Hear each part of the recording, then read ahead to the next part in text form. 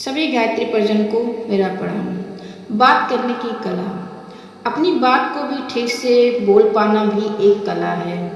बातचीत में जरूरी नहीं है कि बहुत ज़्यादा बोला जाए।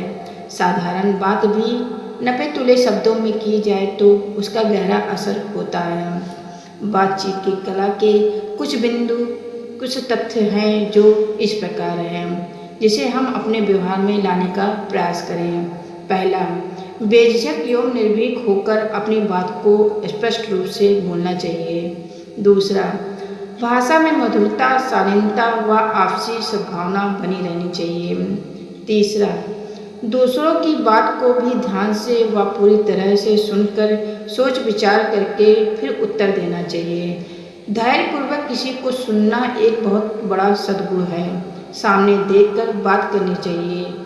चौथा, बोलते समय सामने वाले की रुचि का भी ध्यान रखना चाहिए।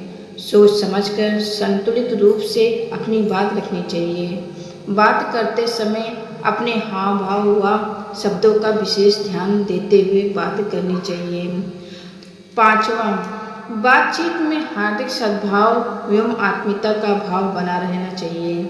हंसी मजाक भी शालीनता के साथ बनाए रखना चाहिए। छठा, उपयुक्त अवसर देखकर ही अपनी बात को संक्षिप्त व अर्थपूर्ण शब्दों में बताना चाहिए।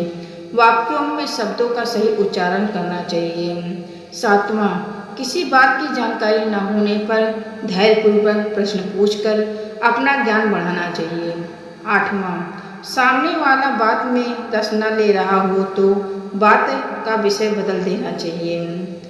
नौवां, पीठ पीछे किसी की निंदा नहीं करनी चाहिए और न सुननी चाहिए। 10वां, केवल कथनी द्वारा ही नहीं वरन करनी द्वारा भी अपनी बात को सिद्ध करना चाहिए। 11वां, किसी की गलत बात को सुनकर उसे तुरंत ही अपमानित न कर उस समय मौन रहना चाहिए।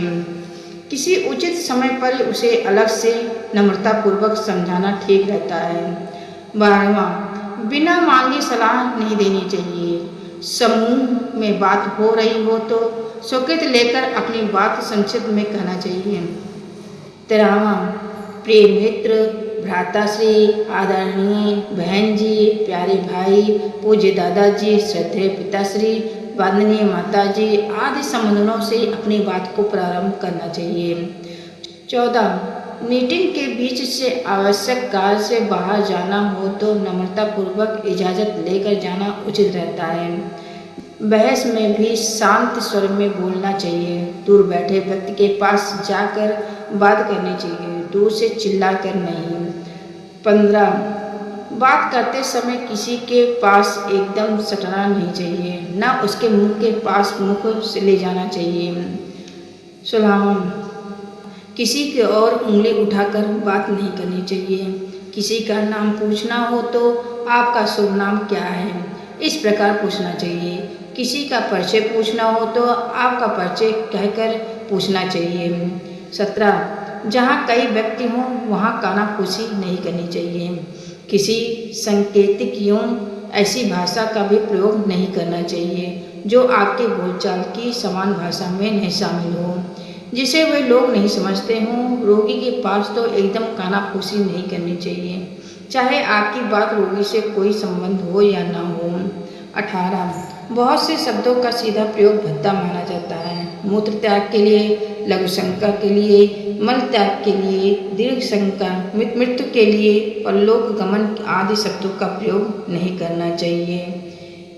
इन तथ्यों को अगर हम अपने जीवन में उतारते हैं तो बात करने की कला से हम अपने जीवन को सुंदर और आकर्षण बनाते हैं।